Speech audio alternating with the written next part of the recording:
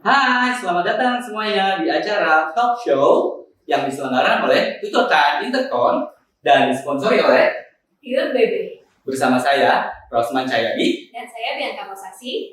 Kesempatan ini kita lagi ada di Tutor Time Intercon. Nah, ini nih khususnya kelas preschool. Kalau preschool itu usia berapa sih biasanya, Miss Di? Biasanya itu preschool umur 3 sampai 4 tahun. 3 sampai 4 tahun itu lagi lucu-lucunya tuh. 3 sampai 4 tahun ya. Dan di saat itu juga anak-anak mulai nih bisa menjawab atau berkomentar nih orang tuanya minta tolong apa gitu ya. Atau orang tuanya minta dia untuk apa gitu. Mulai itu bisa menjawab ya. Oke.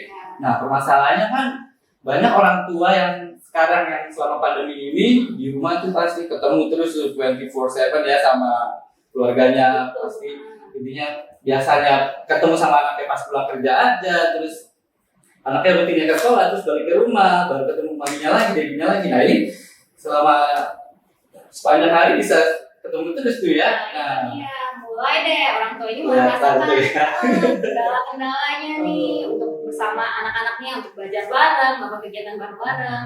Nah, disitulah orang tua mulai menyadari, kok anak saya udah mulai bisa seperti ini ya, udah bisa mulai menyaut, bisa mulai menjawab. Pas bener sama topik kita hari ini ya. Betul. Itu talkback. Betul sekali. Ya. Jadi tanpa berlama-lama lagi, kita mengundang seorang psikolog dari Universitas Pelita Harapan, Miss Helsa. Halo semuanya, perkenalkan nama saya Helsa atau biasa dipanggil dengan Miss Helsa. Gimana nih Miss Helsa? Apa kabarnya? Baik-baik aja, memang belakangan lagi PSBB ya. Itu kan juga lagi kegiatannya online semua. Iya betul, semua online dari rumah ya bisa teman ya. Gimana nih misalnya tentang topik kita kali ini, talkback, bisa kamu jelaskan lebih detail apa sih talkback itu?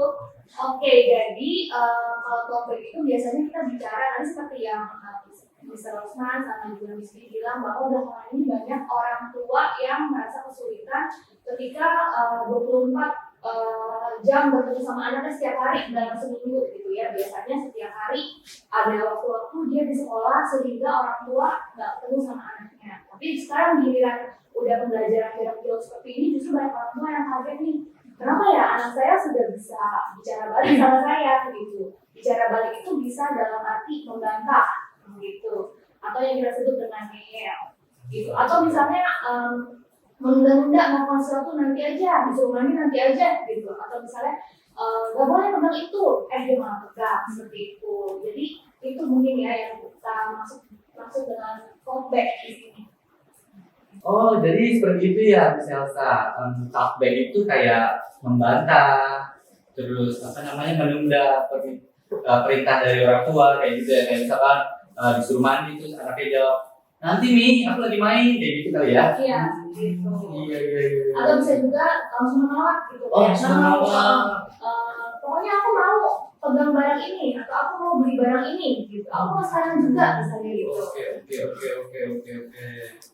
Nah, kebetulan nih misalnya kita dapat pertanyaan-pertanyaan dari parents melalui sosial media. Salah satunya nih yang pertama dari @agnesmam_gavila_and_afniel.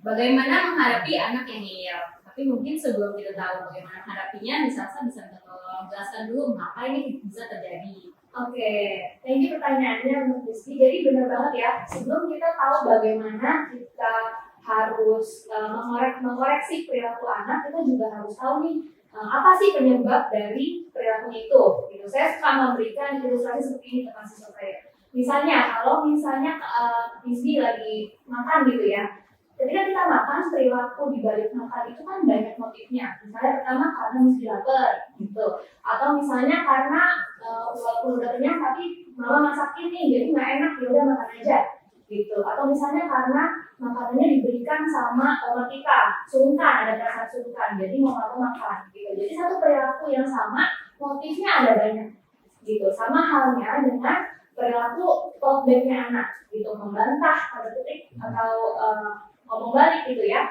juga ada motifnya itu yang banyak di belakangnya. Nah, ketika kita mau tahu motifnya itu apa di balik perilaku anak, kita harus menuju juga ke tahap perkembangannya. Oke, jadi setiap perilaku pasti punya motif di balik perilaku itu berbeda-beda satu dengan yang lainnya. Sama seperti perilaku pada anak, itu motifnya pasti berbeda-beda. Walaupun misalnya keluhannya sama membantah, tapi misalnya membantah pada atau talkback pada anak kecil sama talkback pada anak remaja itu pasti motifnya beda di baliknya. Gitu. Dari mana kita bisa tahu apa motifnya? Kita bisa merujuk ke tahap perkembangannya. Gitu ya. Setiap anak itu kan lahir kita gitu ya, dari lahir sampai nanti tua itu ada usianya gitu. Lalu ada tahap perkembangannya, misalnya dari usia 0 sampai 1 tahun itu infansi, gitu, masih bayi gitu ya. Kemudian kalau sekarang bisa dari usia SK itu ngajar, itu mungkin di tahapnya early childhood gitu. Lalu nanti masuk lagi ke middle childhood, lalu late childhood, seterusnya sampai dia lansia gitu ya. Nah, kalau sekarang kita bicara tentang talkback, mungkin ini dialami tadi pertanyaannya sama orang tua, tutoran yang which is ada dalam rentang usia early childhood. Ya, kalau early childhood itu ada dalam rentang usia 3 sampai 6 tahun biasanya. Gitu. Nah, ketika kita bicara juga tahap perkembangan, maka ada banyak aspek, gitu ya. Ada aspek mungkin guru di sini juga udah paham gitu ya. Ada aspek kognitifnya, gitu, kecerdasannya, gitu ya. Kecerdasan itu juga nanti menyangkut kemampuan bahasa. Lalu misalnya ada aspek fisik, gitu ya. Anak berperkembangan motoriknya seperti apa, gitu. Dan juga yang tidak kalah penting adalah aspek sosio-emosional, gitu. Jadi bagaimana perkembangan emosinya yang berkaitan juga dengan kemampuan sosialnya juga, bagaimana dia berinteraksi dengan lingkungan sosial. Nah, kalau dalam tahap perkembangan early childhood yang tadi kita bilang 3 sampai 6 tahun, biasanya anak itu ada dalam masa perkembangan sosial emosional yang dinamakan tahap perkembangan psikososial Erikson, gitu ya. Kita bicara tahap perkembangan psikososial ada dalam tahapan inisiatif versus guilt.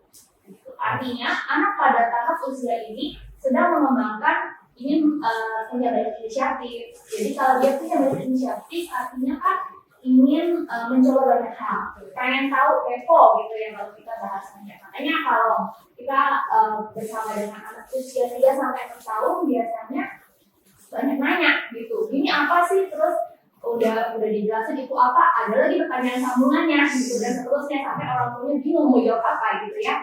Nah itu namanya anak-anak itu sedang eksplor lingkungannya. Gitu. Dia mau tahu banyak hal, apakah dengan dia tahu banyak hal, dia bisa berkontribusi sesuatu yang bermakna ke lingkungannya. Gitu. Nah, di sisi lain, kalau misalnya anak tidak berhasil mengembangkan inisiatifnya, maka dia akan mengembangkan rasa guilt atau rasa bersalah. Gitu. Ini 180 derajat berkebalikan dengan inisiatifnya itu sendiri. Gitu ya.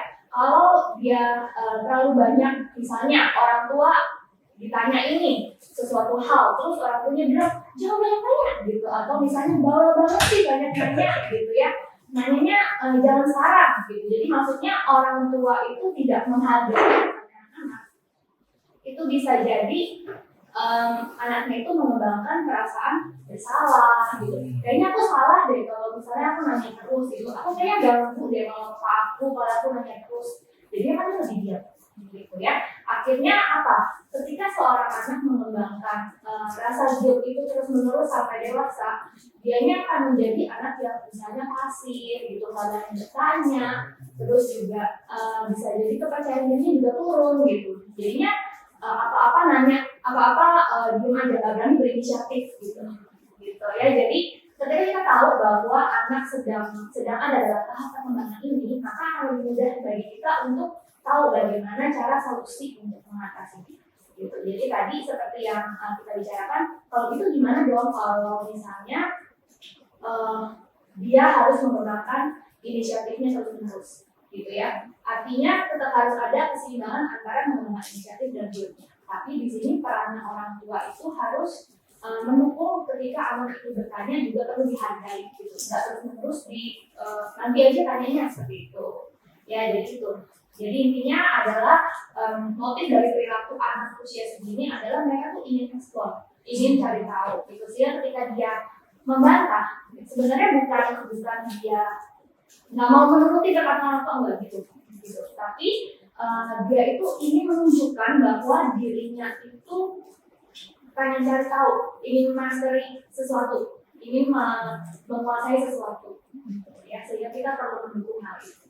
Oh, jadi seperti itu ya Mas Elsa ya. Jadi memang sih anak-anak di usia 3 sampai 4 tahun itu curiosity-nya masih tinggi banget ya, pengen explore kayak gitu ya, nggak selalu negatif ya kalau kayak gitu ya. Terus tuh jadi gimana tuh cara menghadapinya? Oke, jadi kalau tadi kita udah bicara tentang alasan kenapa perilaku anak itu jadinya lebih sering talkback ke kita sekarang, terus gimana dong cara mengatasinya gitu ya? Sebenarnya kunci dari semua parenting itu adalah tentang komunikasi dan anak itu seperti apa, gitu ya. Kalau kita tahu sekarang motifnya itu adalah curiosity yang besar, dia pengen cari tahu, pengen explore lingkungannya, pengen merasa bahwa dirinya ini bisa, gitu ya. Maka sebenarnya orang tua itu perlu penting untuk ketika komunikasi kita bukannya melarang 100%, tapi oke, kalau kamu mau seperti itu kita cari jalan keluarnya ya, gitu. Jadi kita juga menghargai bahwa anak punya rasa ingin tahu yang besar dan kita cari jalan keluarnya sama-sama, gitu. Bukannya malah meredam, nggak boleh, pokoknya nggak boleh tanpa penjelasan, itu anak akan bingung kalau seperti itu, gitu ya. Dan lebih lanjut lagi kita juga perlu ingat gitu, kalau misalnya nih mungkin banyak orang tua juga di rumah yang kalau ketika ada talkback gitu ya, kamu bandel banget sih, kamu tuh nggak bisa ngomongin ya gitu ya. Itu kan sebenarnya satu bentuk dari labeling ke anak gitu ya.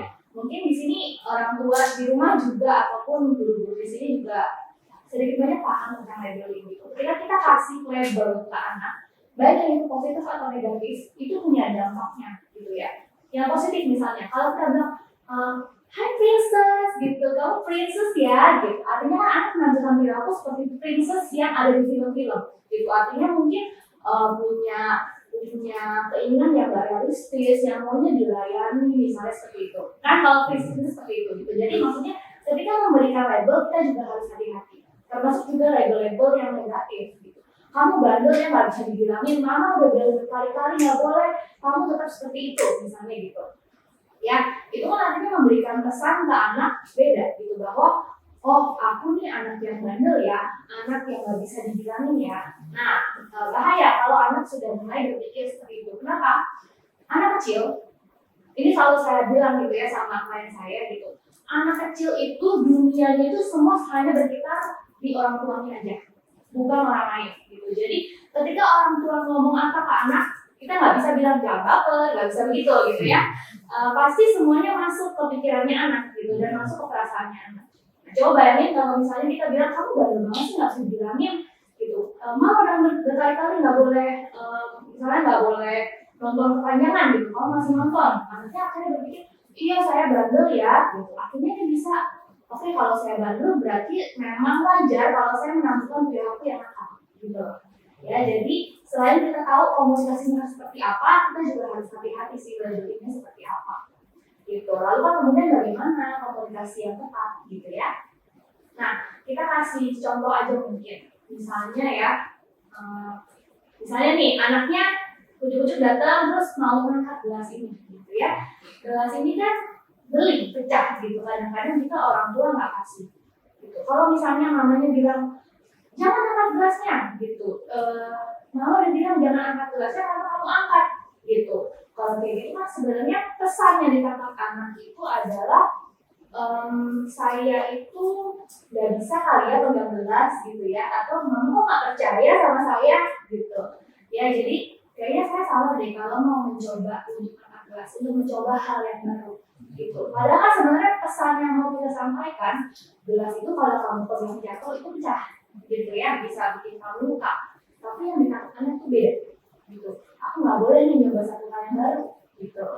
Nah, kalau gitu gimana cara komunikasinya? Misalnya, orang tuanya bisa bilangnya, oh, Dede mau pegang ya, mau pegang gelasnya ya.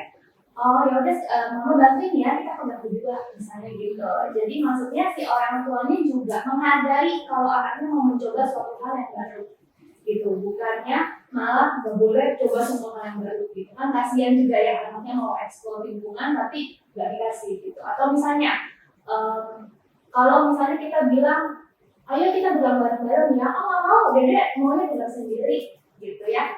kadang-kadang kita udah kasih jawaban yang benar, tapi respon yang diberikan juga nggak sesuai dengan yang kita harapkan. Apa kemudian yang mesti kita lakukan gitu ya?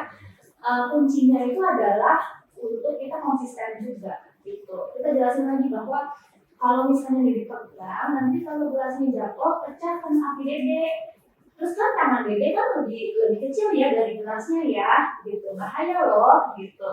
Coba kita pegang sama-sama. Nanti kalau dede udah lebih gede, boleh kok pegang sendiri gitu. Jadi penjelasannya itu adalah kamu boleh mencoba. Saya menghargai loh, kamu pengen mencoba melakukan sesuatu, tapi itu bahaya buat kamu kalau sendiri, begitu misalnya.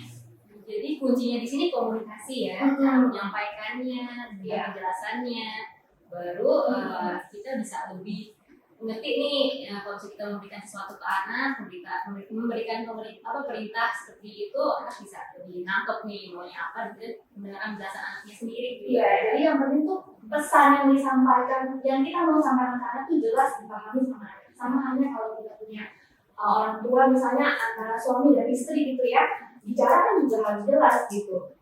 Harus tahu apa sebenarnya yang dia mau gitu. Kalau misalnya salah nangkep, ya udah responnya juga salah gitu. Itu sih pada dasar. Oke, kalau gitu kita langsung lanjut ke pertanyaan kedua. Pertanyaan kedua ini dari @diamila. Ada anggapan di masyarakat biar anak jadi nurut harus ada sosok yang ditakuti oleh anak di keluarga, dalam hal ini seperti ayahnya atau ibunya.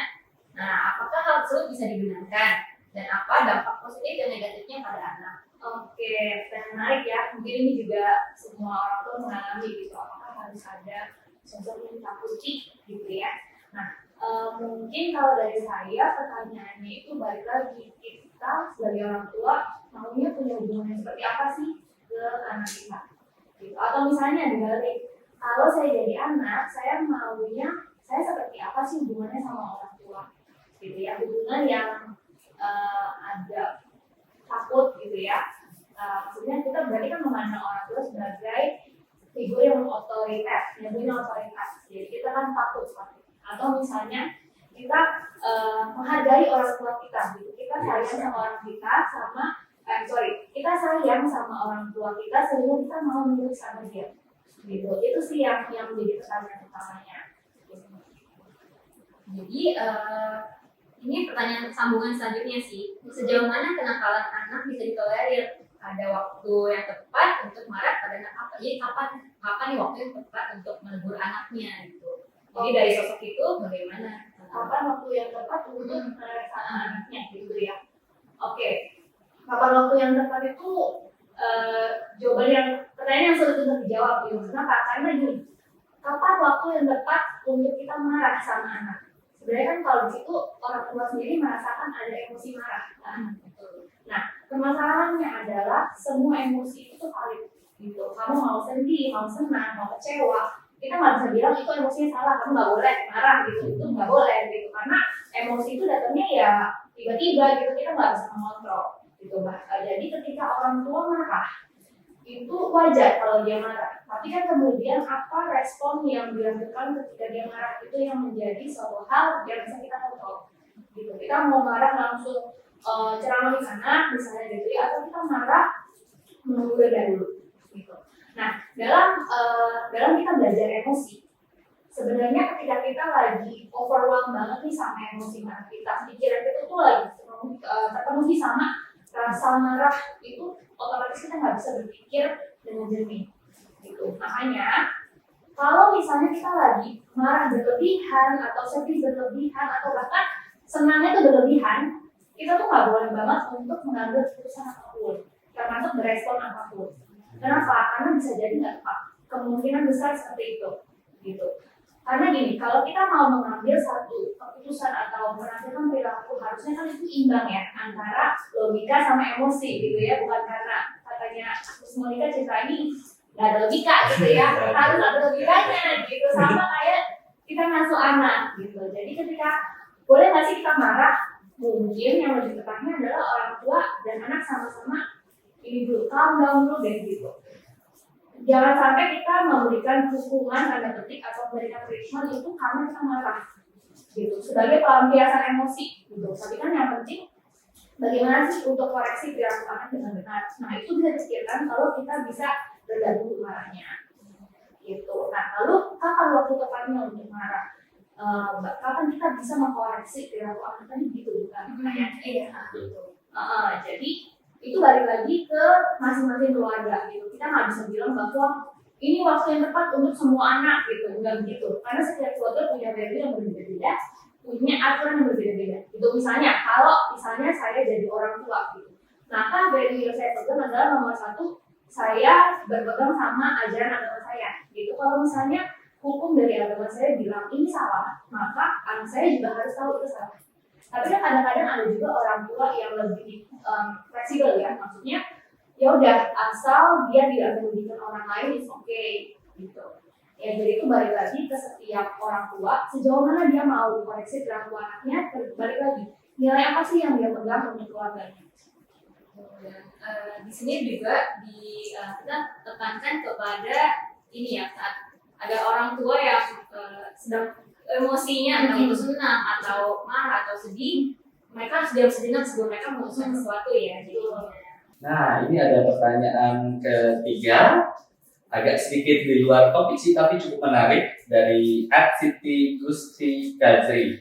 Pertanyaannya adalah, bagaimana cara membantu anak untuk memilih kalimat yang positif jika keadaan sudah terlanjur membuatnya berkata-kata negatif dan dengan nada yang keras, kayak membentak gitu.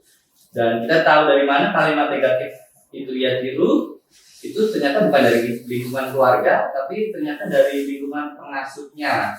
Nah, itu tuh gimana cara bijaknya kita itu untuk menyampaikan ke pengasuh supaya kita bisa bekerja sama dengan baik sama pengasuh kita itu, kayak gitu, tanpa menyinggung hati mereka ya.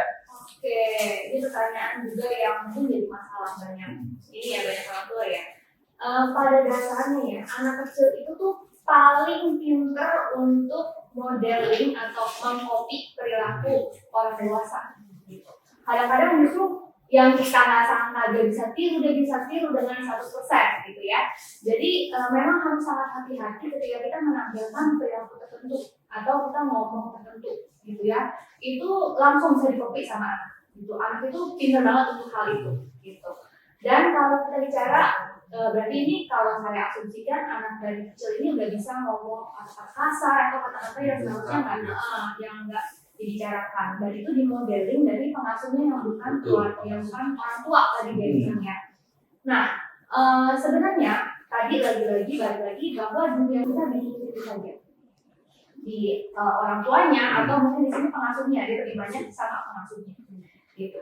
Ketika pengasuhnya sudah memberikan model yang salah gitu, itu akan sulit sih untuk anaknya bisa kita ubah.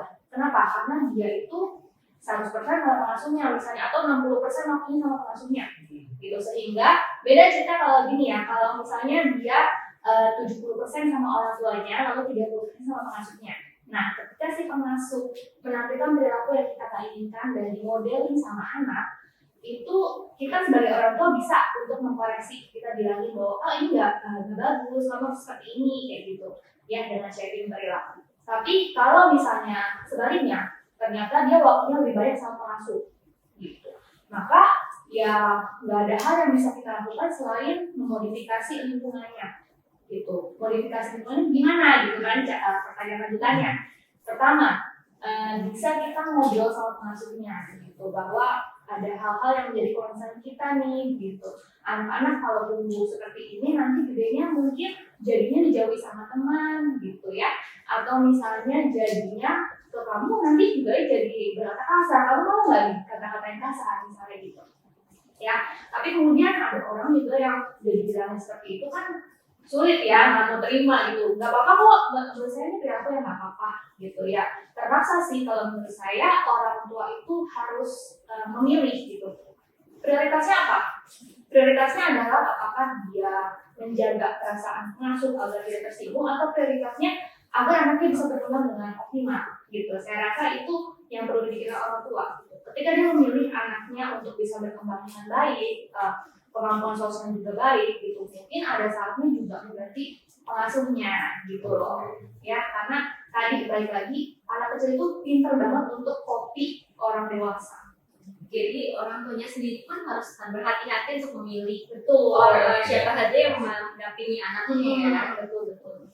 Baik, terima kasih Miss Elsa. Atas kehadirannya pada hari ini. Ya, terima kasih juga Mas Pembahasannya Andi. ya. Semoga penjelasan-penjelasan dari Miss Elsa dapat berguna bagi parents-parents sekalian di rumah. Terima kasih juga atas pertanyaan-pertanyaannya, sangat berguna dan sangat menarik untuk kita bahas pada hari ini. Oke, kami ingin mengucapkan terima kasih untuk sponsor pada acara talk show kali ini, QBB. Jangan lupa untuk selalu menggunakan produk yang aman untuk keluarga kita seperti Pure BB. Karena Pure BB tidak menggunakan bahan kimia seperti SLS dan aman untuk digunakan dalam mencuci perabot rumah, buah, dan sayuran karena menggunakan food grade formula. Pure BB juga dibuat di perusahaan farmasi ternama dan standar factory GMP. Demikian acara talk show pada hari ini dari Tutor dan Intercon. Semoga bermanfaat. Sampai jumpa di acara selanjutnya.